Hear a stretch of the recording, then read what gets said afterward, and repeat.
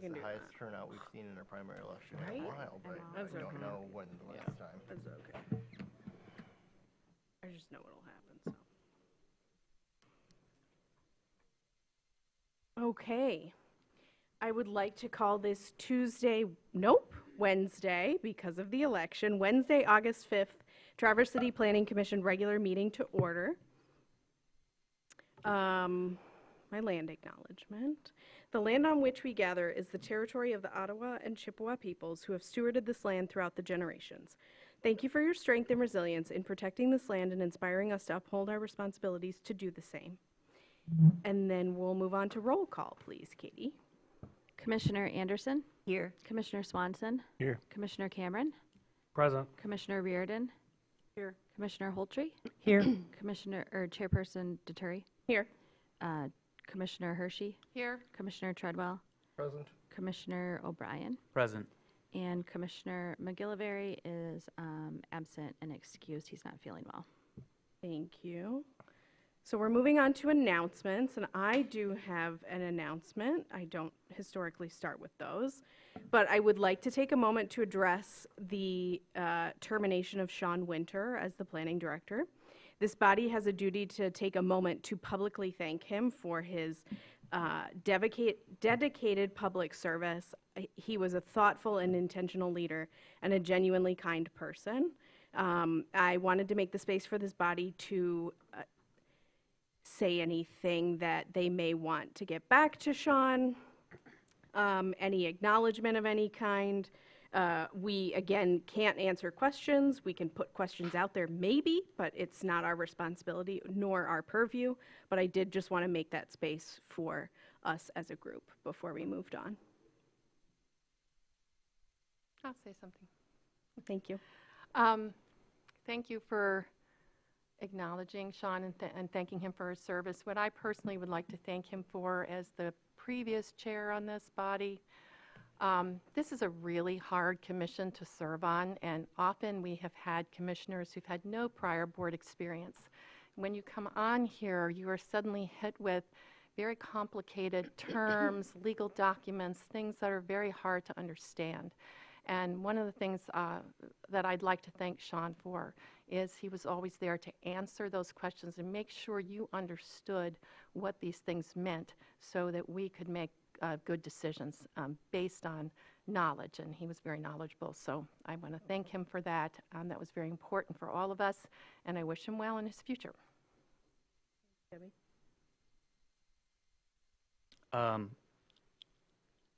I wasn't planning on saying anything, but I would echo everything that you both have said. If you agreed with him or disagreed with him, Sean was always willing to meet with you at the table, which I think is super important. It's really sad because a lot of that historical knowledge that he brought to the table is now gone. So it's going to be a huge hole to fill. Thanks, Shane.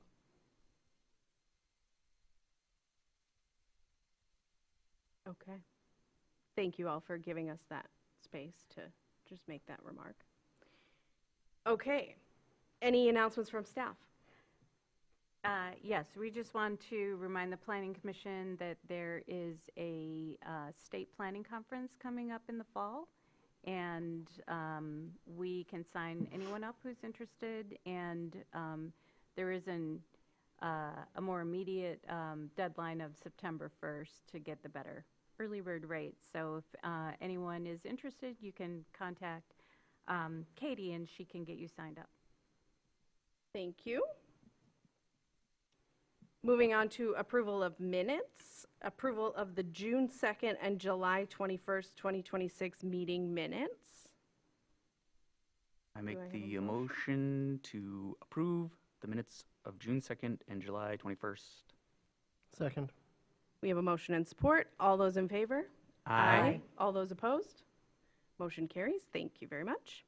Moving on to old business, we have two items. The first one is the public hearing and possible consideration of a rezoning application for 314 East 8th Street from C2 to R3. Just calling out that Maxwell is a non-voting member of our body, and he will not be at the dais while we have this conversation because he will be needed to answer questions.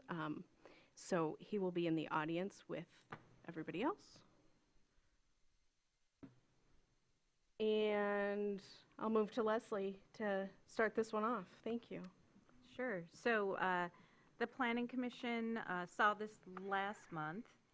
This is a request for rezoning, again, from C2 to R3. This is about 1/3 of an acre. It's currently where the copy shop is or was. It's a vacant commercial building.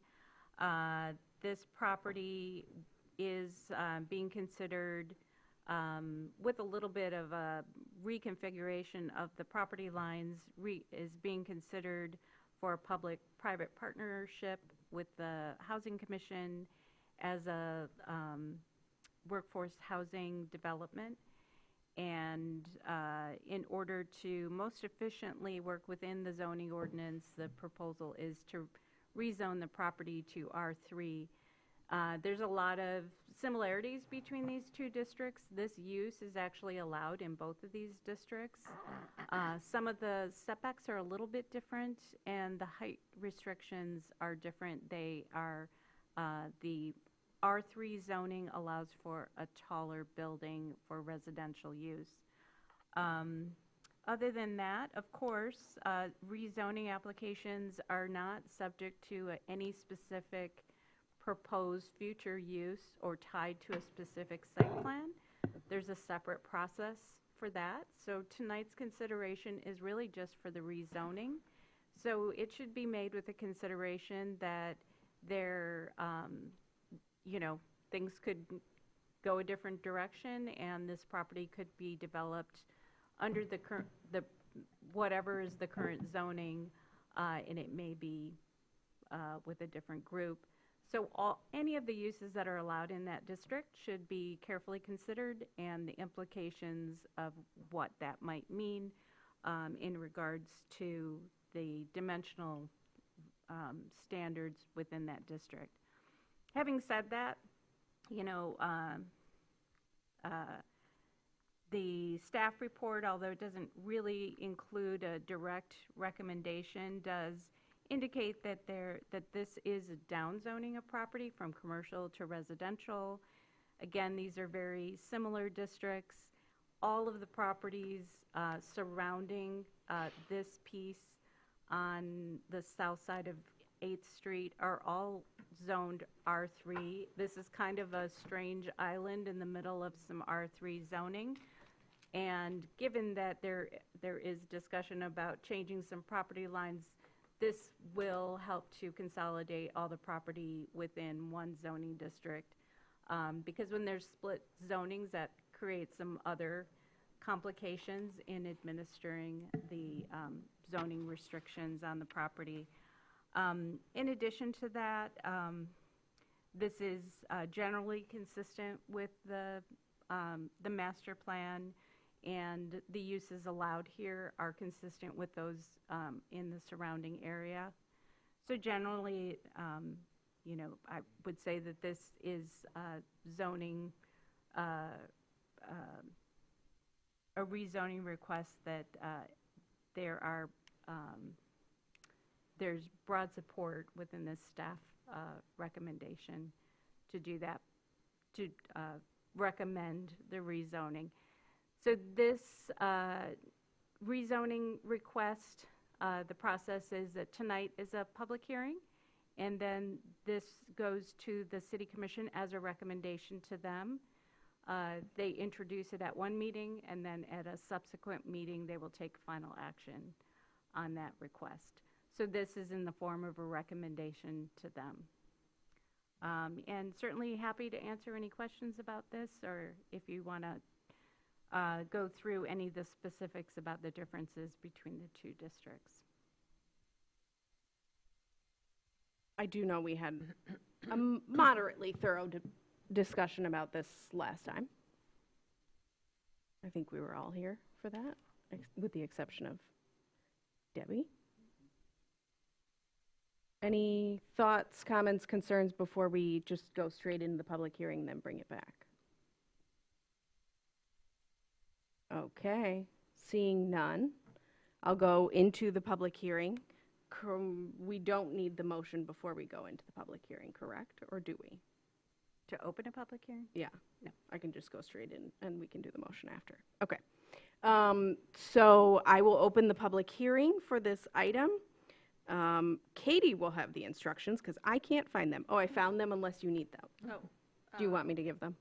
If you got 'em. Yeah, okay. So public comment is that we ask that you state your name, address, and indicate whether you're a city resident, a non-city resident, and/or a city business owner. We have a 3-minute time allotment per speaker. When your time has elapsed, the clerk will notify you, or you'll hear the timer beep, or both. It's usually a combination of both. Please address your comments only to the Planning Commission, and we request that all language be respectful to all parties.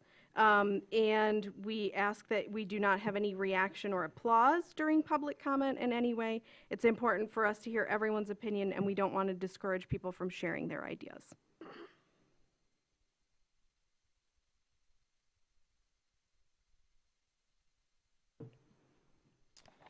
Yeah, hello, my name is Doug Hickman. I am a Riverine property owner. I'm also on the Riverine Condominium Association Board of Directors. I'm the treasurer. I am also a downtown Traverse City business owner. And I do reside elsewhere most of the time, but I'm here a lot. So I've been on this sort of project for a number of years because the land bank was really gracious enough to help us out several years ago when we redid our parking lot and spent nearly $750,000 upgrading it, new everything, lighting, everything else like that. And the land bank people were kind enough to let us use gratis a lot of the space that we're talking about tonight, plus a lot more behind McGough's and down where the Olson People brothers are. So we've had a history with them. This project, I knew it was coming. And what I didn't know was the scope as far as the size of the building, not so much in square footage, but the fact is it was going to be 45 feet tall. And that's a lot for what's around the general area. That's concerning to me. But the biggest thing that concerns me about it right now is I was allowed to share some of the, I'll call them site plans that I got from the Planning Commission. And the biggest issue I have, or we have, a lot of us, is the potential curb cut onto 8th Street for that development. I mean, right now, Copy Central, that curb cut is there or similar. And the Copy Central traffic was like 0 to 1 or 2 cars a day. We already at Riverine, our cut's right next door to it. We have a heck of a time getting in and out a lot of the times, and I mean, it's almost impossible in the summer months just because of everything else going on. And then when they decide to shut down airport or something for construction, it's a parking lot out there and you can't get in or out. You know, and to have that amplify even further with the potential additional curb cut for 40-some cars in and out every day, that's a bit much. Something not directly tied to this, but I think is a great idea that somebody should consider is we really need one of those crossing things right there. We got people on bicycles on the TART trail fighting traffic. They're sitting out in the middle of the road trying to get across because they can't. You've got pedestrians. You're going to have more pedestrians with these people in this new development going in. Our people trying to get in and out. And I think if not here somewhere, put it in the notes to have somebody look into that and see if we can get someone like they have down east of us where they got all those crosswalks. They're fabulous. Anyway, thank you very much. Thank you. I do apologize. The applicants are here, and I forgot to let them speak first. So do we want to let them speak first, or do we want to keep going with the public hearing? I'm fine either way. Do you want to say something? I'm Carl with the Housing Commission. I figured let them speak. Okay. I might be able to address Answer some of the questions. I think that's Okay. great. So my mistake benefits us all. Thank you. Good evening. My name's Gary Lipson, and I'm a owner at the, and a resident at the 525 Riverine Complex. I sent some comments to the planning board earlier today, and I just want to summarize them here.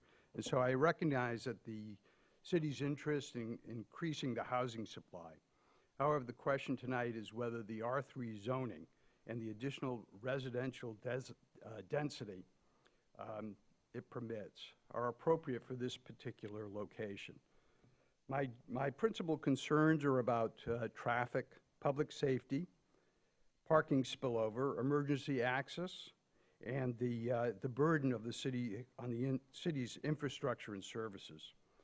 I routinely observe the traffic on 8th Street at Boardman, backing up all the way to Cass. This new zoning will add stress to that situation. It's not adding traffic to an uncongested area. A substantial multifamily project would add resident vehicles, visitors, deliveries, rideshare traffic, service vehicles, and moving activity to the streets that already experiences a significant congestion. I'm concerned about the parking spillover onto the Riverine property.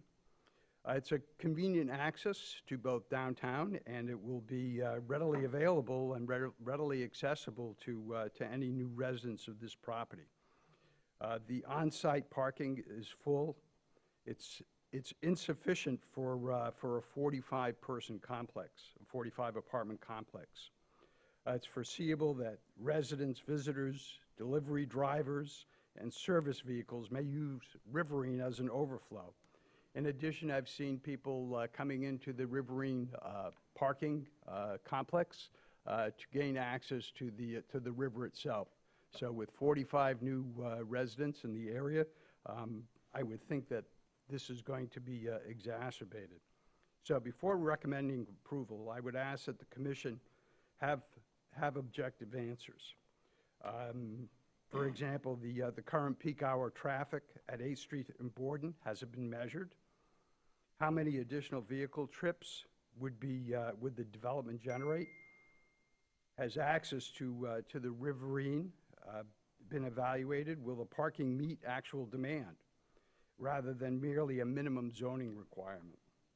Has emergency access been reviewed?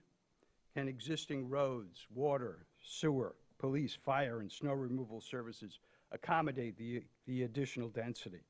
So the general benefit of the additional housing would be distributed throughout the community, while the immediate traffic, noise, construction, and safety burden would be borne primarily by the Riverine complex. So I therefore ask the commission to deny the rezoning or postpone action at least until the necessary traffic, parking, pedestrian, and Thank other you. examinations are evaluated. Thank you. Correct. I know.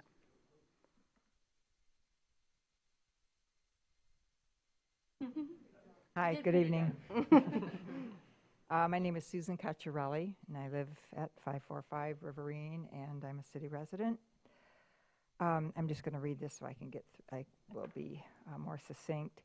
So the land bank staff and developer is requesting permission to rezone this property from C2 to R3. And rezoning would change the current use as a C2, which has minimal impact. A structure, business, or residential building within C2 zoning has obviously building height and parking spot requirements. The current building meets those requirements and has 11 parking spots. The land bank could use the current zoning, as you've already stated, to build housing. The request to rezone the property is to accommodate a structure that could be 45 feet high, enable 45 living units, and 47 parking spots. I just want people to envision that in, this much, and a little oval. So my question is whether or not the request for rezoning has been prompted by a study that has determined that the development would have the same impact to the surrounding infrastructure as a C2 zoned property. The current property abuts the neighborhoods on Lake Street, 9th and 10th, Riverine, Midtown, commercial places, and residences along 8th. I'm talking about a stretch where all this vehicle and pedestrian traffic flows. We all know 8th Street is a thoroughfare, east to west, for utility trucks, construction vehicles, delivery vehicles, workers, garbage trucks, school buses, public transportation, and those using the parking structure just east of Riverine and the county building on Boardman, not to mention that the TART Trail flows into 8th Street adjacent to this property. A building of the proposed size will cause an increase of daily traffic entering and exiting onto an already congested 2-lane street with no designated crosswalks. I am asking that the rezoning request be denied. There is recent evidence that any thoroughfare in Traverse City, and 8th Street is a major one, that any construction, unforeseen weather events, etc., traffic backups are long, time-consuming, and truly dangerous for emergency vehicle flow. Can the land bank demonstrate that adding 45 units, 47 parking spots, which is a 400% increase, will not create a significant impact to pedestrian and traffic safety, flow of traffic, and we in Traverse City, a quality of life for hundreds of residents who already live in that area? Thank you. Thank you.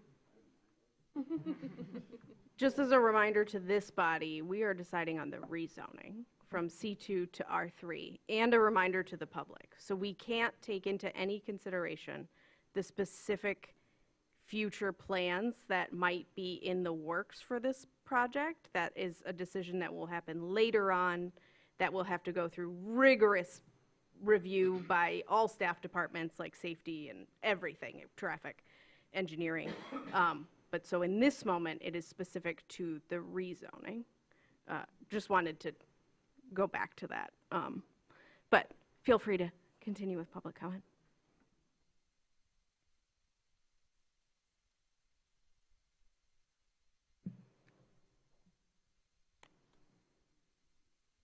My name's Charlie Current. I live at Midtown, 283 Midtown with my wife Susie back there.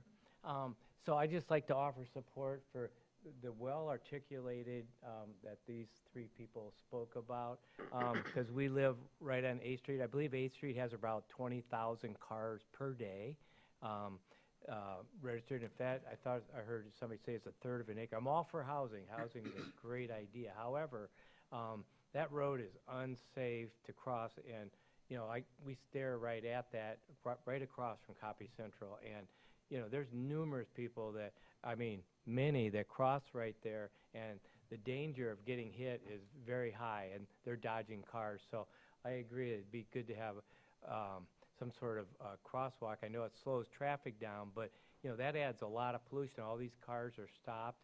That high density that these guys talked about is true. If there's 45 units, maybe 1 or 2 cars per family. Man, I don't know how they're going to do that, but I'm just concerned about the danger. I like the housing idea, but it probably should be spread out. And thank you. Thank you.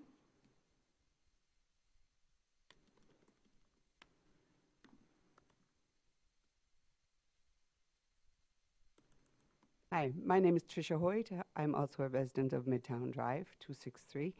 And I'm here simply to admire the eloquence of the previous speakers and say, please accept all of their recommendations. I hear you when you say that it's just about rezoning. It's not about what will be done subsequent to the rezoning. They run away with each other. You get it rezoned, and the projects will just take off like a tidal wave, or the project as it's described right now. It'll take off too fast. So my firm recommendation is that you deny the rezoning. which is hard for me because I share the same desire for adequate housing in Traverse City. And so it's not because it's near our homes, it's because it's not the right safety place for the kinds of projects that will, the kind of project that will undoubtedly follow. So I respectfully ask that you deny the rezoning request. Thank you.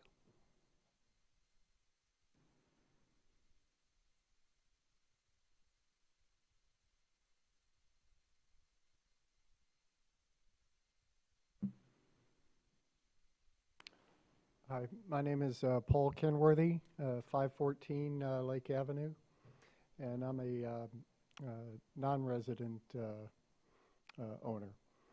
And I would also like to thank everybody for all their thoughts, and I appreciate your clarifying what the purpose of this meeting is about. But I would echo really everything that everybody has said, and the way it's been said. Our concern is also primarily about traffic, and the current plan as it's proposed also has an egress onto Lake Avenue, which is very close to the corner of 8th Avenue. And not only is the traffic high on 8th Avenue at Lake, but also the alleyway there. And kids play, they play basketball, they're 4, 5, 6 years old, and they don't play in the front on 8th, they play in the alley. And it's already used as a cut through because of the backup at Cass and 8th and Lake and 8th. So that's our primary concern. I really think it's good to have housing, but I also echo the other sentiments that this may not be the right time to, or at least the right proposal to have the rezoning committed to. Thank you.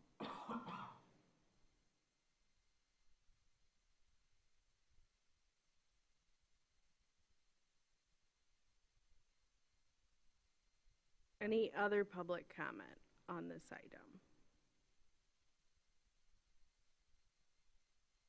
Okay. Seeing none, we'll go to the applicant. I'll close the public hearing. We'll go to the applicant because we don't want like a back and forth. As a reminder, this is for the rezoning, which I am sure you know. And you're more than welcome to answer any of the questions. We can't, but you're more than welcome to if you want to, and I don't think you have to necessarily. Hi, good evening. My name is Maxwell Cameron. I'm the Community Development Coordinator for Grand Traverse County. Tonight I'm also representing the Grand Traverse County Land Bank Authority. I help staff our authority, and this is one of the most important projects that we're working on. Before you tonight is a consideration for rezoning of a property we recently purchased at 314 East 8th Street. And not to talk too much about the project, but I do want to talk a little bit about our philosophy as a land bank. And what we try to do first and foremost is be a good neighbor. Our work runs the gamut from helping those who have lost their homes to tax foreclosure to try to remain in their homes, to securing grants for blight elimination, and in this case, working with a great collaborative partner in the Traverse City Housing Commission to meet the need of housing in our community. Even with this property, and it was previously mentioned tonight, I'd like to thank everybody for their comments, but when there were needs within this part of our community, we helped out with some parking with Riverine condominiums. When there was an opportunity to ensure that there's great trail access and fitness court, which is located on the other side of this property, we worked with Traverse City to make sure that we were, again, able to leverage our resources to make the community impact. And so that's really the thrust of why we own property and what we intend to do in this case. given our track record, again, of supporting community needs. I do want to turn it over to Mr. Fulmer with the Housing Commission, if you want to make any sort of introduction or answer any of the questions as well. Again, just thank you for your consideration of our request tonight. Thank you. Thank you, Maxwell. I'm Carl Fulmer, Director of the Traverse City Housing Commission. I want to thank the general public for coming to and certainly giving some feedback about the potential housing development on the property. I'll deal with some of your concerns directly. I won't get too lost in the weeds tonight because it is about the rezone. Give you a little bit of history. We were approached by the owner of Copy Central, meaning we, the Housing Commission, just about 2 years ago, this past July. And his family wanted to do something for the community. So he asked the Housing Commission, hey, we'd like to see workforce housing or something on this site. The site was too small for the type of housing that we can build and get proper financing for. So we worked with the land bank and the city. The city had 2 small triangular pieces adjacent to Copy Central. The land bank, the old railroad right-of-way that stretches back behind McGough's, was of interest to us as well. And so it's taken about 1.5 years of trying to cobble together properties, also dealing with Consumers Energy, their high-powered lines that run through the old right-of-way that have to be relocated for any sort of safe housing development. And so it's been that long that we've been undertaking this. I've met with planning staff a few times in early spring of this year, and their recommendation was to rezone Copy Central to R3, to downzone it. They thought it was, not putting words in their mouth, but I think it appeared to be almost spot zoning of Copy Central's property. So that's where we've come as far as the application for the rezone. We do intend to submit an application for low-income housing tax credits on October 1st of this year. That's a relatively long process. We probably, if we were awarded funding, we wouldn't start construction until the spring of 2028.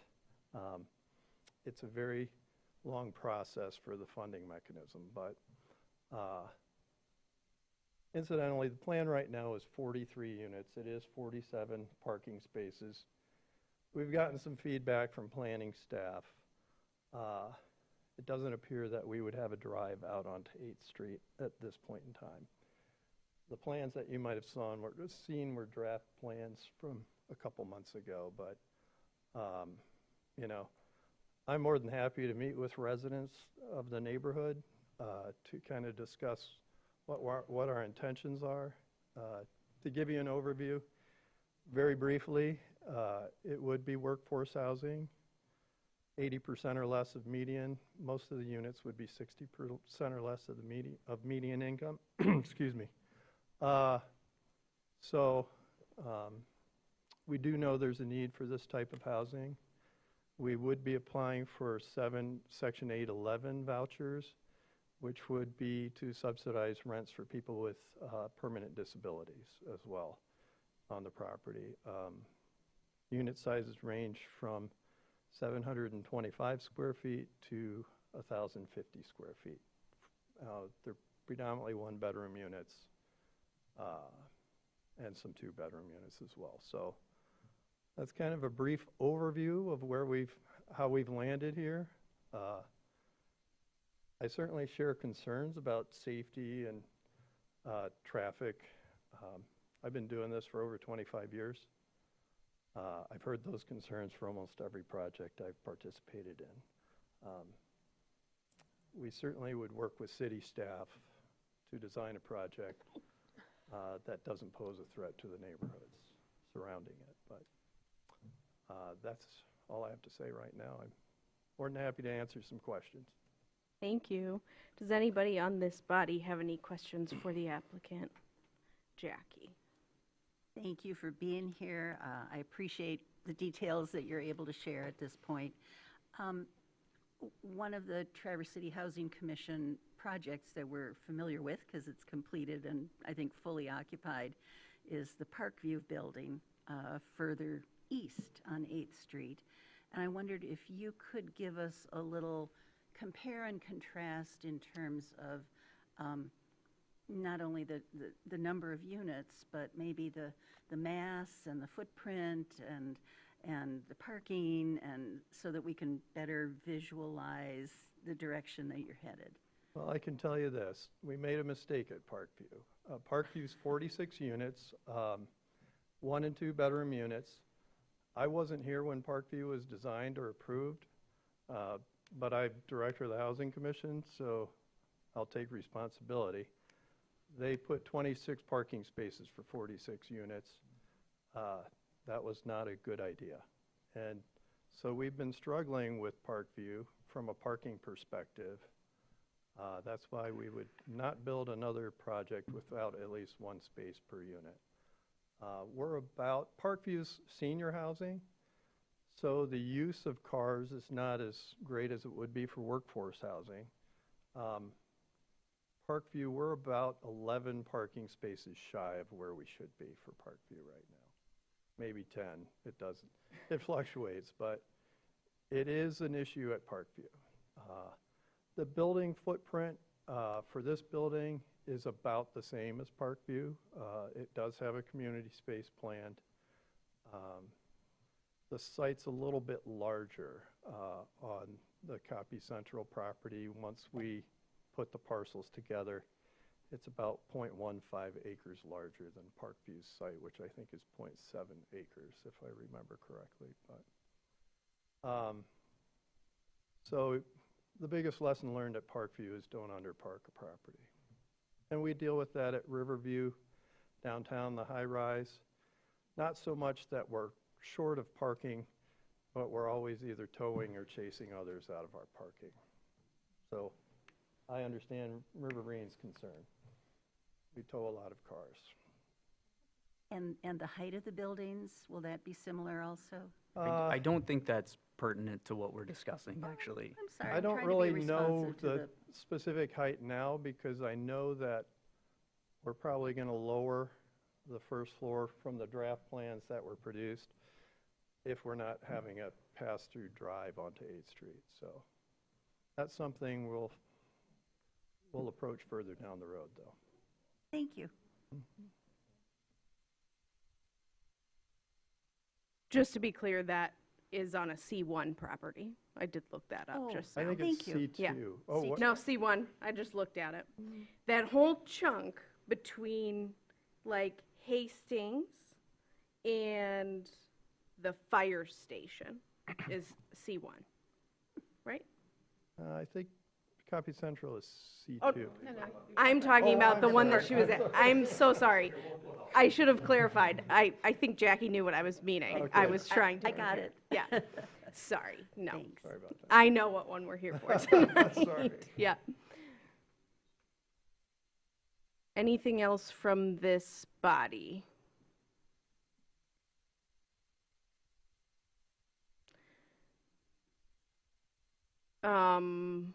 I would just say that I do think it looks like spot zoning to me. It is a little orange spot in the middle of all of this R3. Doesn't make sense. It can be confusing because there are a lot of non-conforming uses. But just to say that we cleaned it up and made it make sense, and it just doesn't make sense that we have that use there in the middle of R3, personally. Mitch? Yes. Well, first, in the interest of disclosure and our city's ethics policy, I am the vice chair of the Housing Commission, though I have no financial stake in this project, as I am required to. Per Housing Commission rules, I cannot be vested in any projects. But this is, as you say, an island unto itself, surrounded by zoning that no longer matches that character.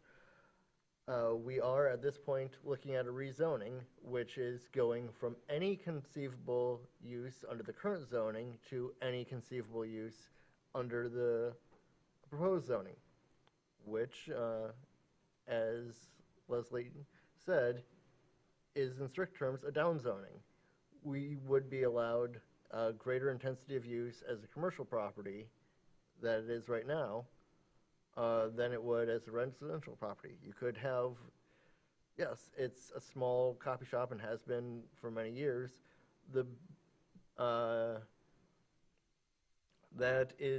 Building is older than either Midtown or Riverine condominiums. It's been there for decades, but through various uses, and as a copy shop, it didn't have very many people pulling in and out. But if, say, it was a restaurant, which can be allowed in commercial zones, it could have 500 trip ins a day without requiring any additional site plans or approvals. And with the concerns raised about parking and increased traffic flow, those are concerns, but those concerns would have also applied to Riverine and Midtown as developments unto themselves, since both of them have more units than is proposed here and have more parking spaces than are proposed here. Plus the fact that, in part because of concerns, the draft site plan has been since amended so that it no longer has a driveway right next to another driveway. Right now, there is the Boardman Lake Trail separating them, and that trail will remain there. It may have to shift a few feet, but there will exist some separation, and there won't be two driveways right next to each other just for practical concerns. That is a valid issue. Also, I do see a need, as somebody that has literally biked through that intersection 3 times today, for additional either crosswalk or lane markings that would allow people to get across 8th Street somewhere between Cass and Boardman, since you've got a trail on one side, you've got Lake Street coming in at now 2 different parts. How that will work, I don't know. It is supported, though, by our city's mobility action plan, and I wouldn't be surprised if when 7th Street it's slated for a mill and fill in the next year or so, but it is slated for a rebuild in a few years down the road, and that could include extending the contraflow bike lane that starts at Division and goes till Maple. It could extend it all the way down to the end of 7th at Union, and then extend it through Lake to 8th Street and connect it to the existing bike trails. But if that does, we will be installing a crosswalk there because you have to have throughput. But that is not something that's part of this project now. Right now, we are looking at going from one zoning classification and anything that could fall under it to another zoning classification. Thank you. Mitch did remind me that there is a traffic committee that can hear any and all like sidewalk requests or concerns or requests for like a crosswalk I've submitted in there before. If you just Google Traverse City Traffic Committee, a little form pops up, and you're all more than welcome to go fill that out and blow up that form, because I do think it's a missed opportunity in this area. I totally agree, as somebody that walks through there very often. We should do something about that area, and this might be the right time where they coalesce in a nice little timely fashion. Shay. I'm going to make the motion that 314 East 8th Street be rezoned to R3 as supported by the master plan and initiated by a representative of 314 East 8th Street be recommended for approval to the City Commission. We have a motion Support. and support. So we will vote. Oh, and as a reminder, if we're voting no, we're trying to get in the habit of documenting why we're voting no. So all those in favor? Aye. All those opposed? No. Okay. Would you like to know why? Yes, please, I Jackie. thought there might be some discussion before we Oh, went I'm directly sorry. from motion to vote. I'm sorry. The reason that I'm voting against it has to do with the difference in residential height limits between the two zoning options. I have deep concerns about the 45-foot maximum height. I am sensitive to the condo canyon that's developed on West Front Street, and I know it's a different zoning and different situation, but I am very concerned about how this impacts higher buildings and taller buildings, impact people's access to daylight, for instance. So anyway, I will be voting no. Thank you. Just to be clear, the commercial purposes height can always go up to 45 feet right now in C2. But for residential purposes in C2, it has a 30-foot max. Sure. Am I misinterpreting that? Nope, that's how I interpret it. I'm just saying, as of right now, if we kept it C2, it could always go up to 45. With a mixed-use development. Correct. Thank you. With any development. Except residential. If it's residential only, Right. yes. Okay, thank you for that. So we have a motion on the floor, and now we have to do roll call, because we did have, I'm sorry, Katie. We should have done roll call before, before that. Okay. Chairperson Deturi, Yes. Commissioner Hershey, Yes. Commissioner Treadwell, Yes. Commissioner O'Brien, Yes. Commissioner Anderson, No. Commissioner Swanson, Yes. Commissioner Reardon, Yes. Commissioner Holtree. Yes. Motion carries. Thank you. Okay, that was old business item A. Thank you very much. We are moving on to item B, childcare regulations. We can give it a couple minutes.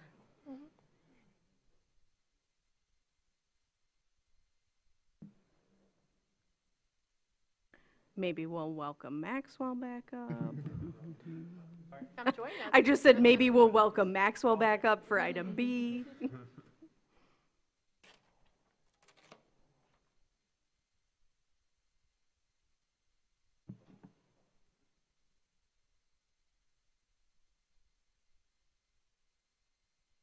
Okay. I am going to turn to Evan for item B tonight, child care regulations. All right. And Leslie, feel free to jump in if I miss something. Sure thing.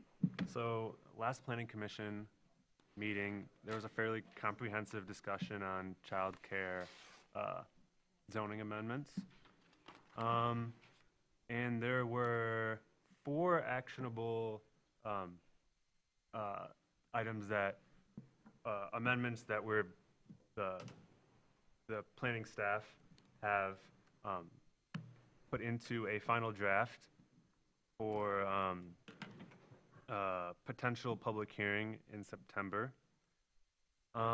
So starting off, one of those items was replacing the term child care organization in the zoning ordinance to child care center to more closely align with state, the terminology in state law.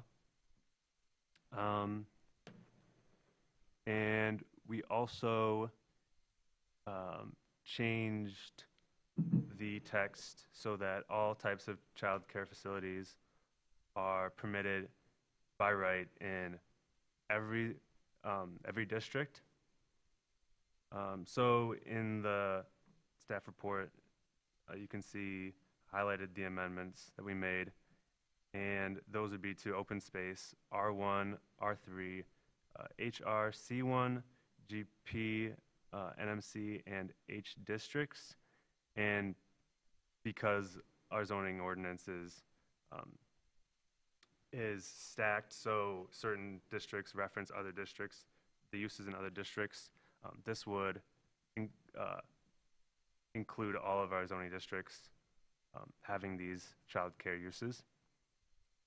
One of the amendments was removing the land use permit for group childcare homes,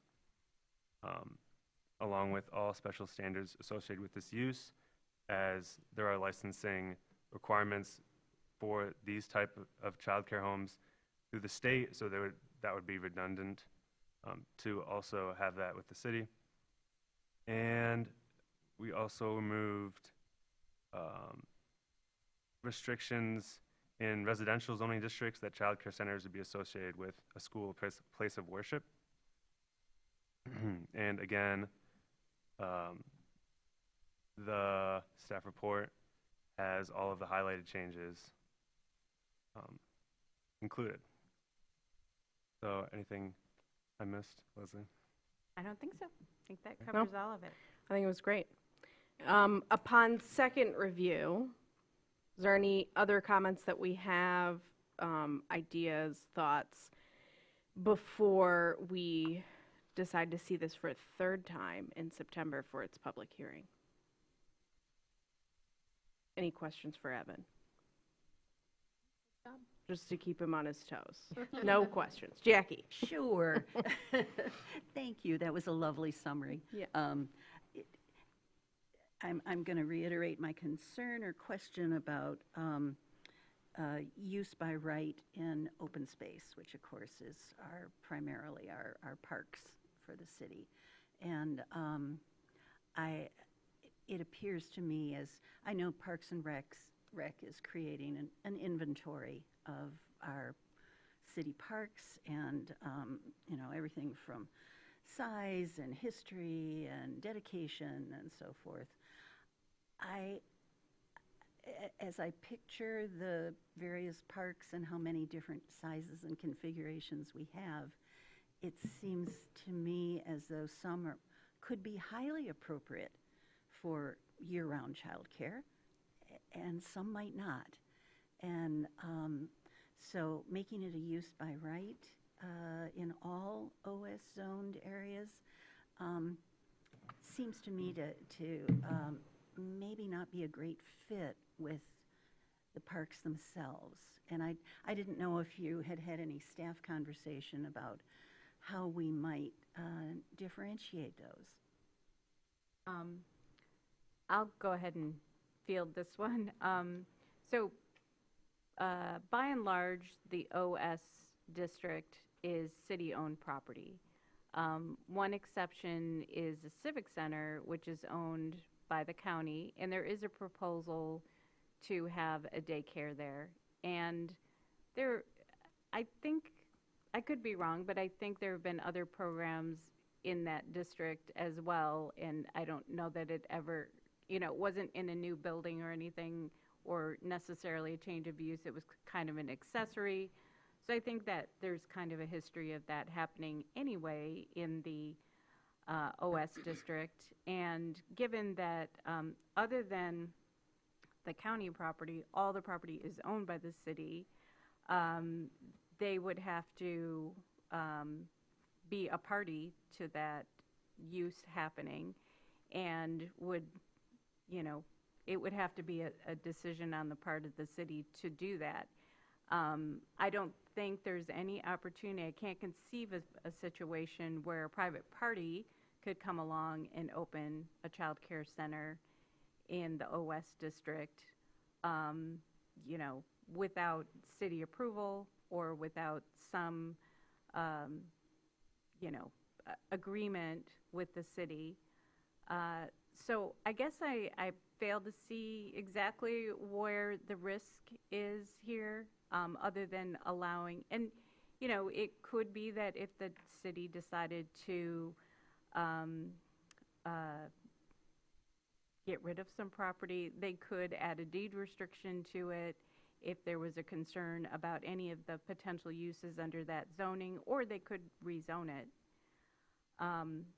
And given that every other district already would be allowed to have a child care center, it seems unusual to single out the OS district. But maybe I'm missing something.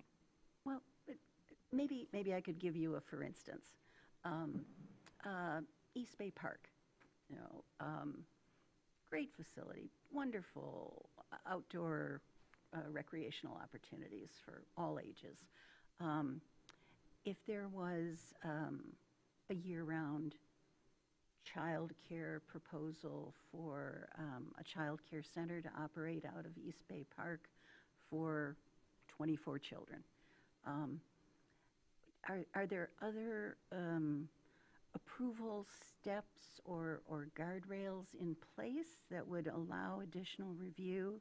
I mean, my concern is we make it, a use by right, and they move in, and there we So go. are you saying it would be like a program without a building that would just operate there? Maybe. I think the state would have something to say Yeah, about I that. don't think they could get licensed Yeah, without a building associated Okay, with it. so we're saying that Lara would be our This use by go-to- right is only part of it, because it does require state licensing for any of these And- uses, I think. For any kind of operation, especially a for-profit operation, a license issued by the city would be required on city property. So, I could see a one-off where somebody is having like a yoga class at a park or something, and I do believe they need, maybe Katie knows, that they would need a license or permit to do that, and, approval from the city. And certainly, a daycare could bring a gaggle of kids to the park for, an afternoon at the Field park. trip, yeah. But getting licensed to, operate a daycare on property not owned by the provider, and without permission of the property owner, and with no building that they're operating from, I don't see that as a risk. Okay, good.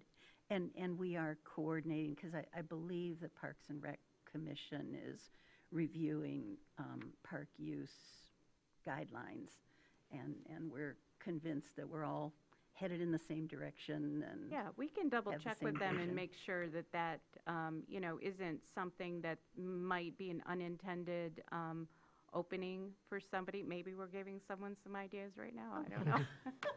Oh, I'm sorry. Thank you. If you could just complete that Yep, loop with we'll Parks. check in with them. Thank you. Mitch, then Jerry? Yes. I see it as something that can nest within parks, but again, it would only be possible in places that have a dedicated space, which would have to go through multiple layers of licensing by the city or county, or both, as well as the state. Currently, we allow child care centers to have field trips, allow schools to have field trips in parks. Many of them do. We allow a summer camp to operate at Hickory Hills, which is a Traverse City As a park. building. We allow Traverse Area Community Sailing to operate in Hull Park. We allow multiple other groups to operate summer programming on city parkland, but this is a slightly different category of slightly younger kids. Both the summer camp and the sailing program are youth programs. They just have slightly different licensing than childcare, but they are caring for children. They are operating through the summer. Looking at our general publicly owned categories, we've got both OS, but we also have GP, which this building is. We have got a nice little park-like area along the riverfront here, and there is not a child care center in this building, but I could see a way, especially if the city and county decide to partner on something for that, that say the basement could be converted into a child care center for city and county employees. I don't see that in our current building plan, but I don't see a reason why that couldn't be a potential opportunity. I have seen that in other cities or other county buildings that they have a child care center built into the building so that people that are staff can have their kids literally 2 floors down from them. Jerry?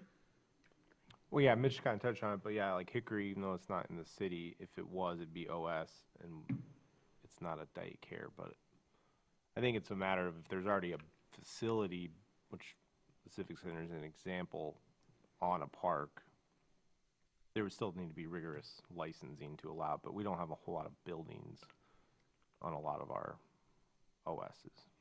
Jackie, then Shay. And just to comment further on Commissioner Treadwell's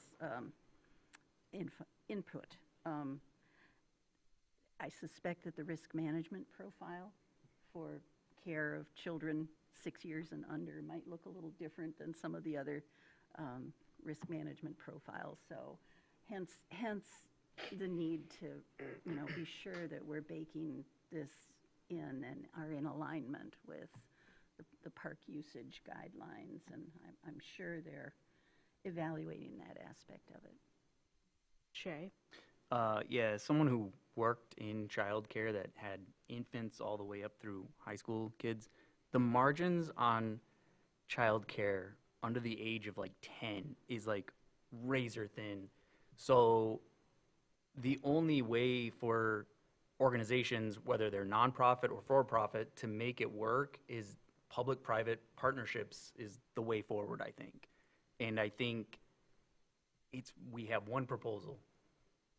So that's one organization right now. We're not getting an influx of organizations coming to us looking to build buildings on our parks for childcare facilities because they don't have the money for it. So, but I think this opens a window, like a part of a window, for people to make the numbers work. An egress window, maybe. Exactly. Yeah, I think this is a use by right conversation. At the end of the day, I think it truly boils down to me like, we have a need for childcare, and why would we not? Like, again, I think it goes back to planning. We're supposed to be planning for future iterations. We can consider present day impacts, which are currently not enough childcare. We're not supposed to be thinking about like, well, what did childcare look like 30 years ago? And so it is a need, and I think it makes sense. I'm excited. Frankly, I'm excited to go to the public hearing and see what this stirs up. We received an email or two about this, and I think that's great, and maybe we'll hear more because maybe we're missing something. But I don't see the harm in any of this at all. It makes sense. I think it cleans it up. I'm excited. Anything else from this body? Great. Well, we can expect to see that on the September 1st meeting? Is that the... You guys feel? Do we have a motion and a vote? I don't think we need one. Oh, okay. I think it's just a, right? Do we? Yeah, We don't need a motion. We can just bring it back at our next regular meeting. Yep, and then we'll have a public hearing at that time. Yeah.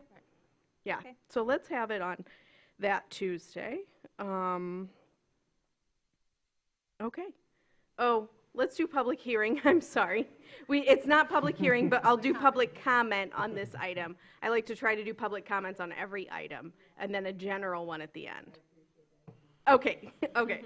Great. So there's no public comment on this agenda item. So that moves us back to the agenda, and we are now into the reports section. We have progressed through the big items tonight. Any update from the City Commission, Mitch and Jackie? No meeting yesterday because we had an election. And no meeting on Monday. We had a study session scheduled, but apparently there are 2 or 3 commissioners who had conflicts for scheduling. So we are waiting to hear, I believe, August 17th is our next regular City Commission meeting, and then not until September the 8th, which is the day after Labor Day, will we be meeting again. Usually ours fall on that, so I'm very glad. it felt really weird this year that like we get a normal Tuesday meeting in September. Usually we have to bump it to Wednesday, so. Did I get the dates wrong? No, you're. No.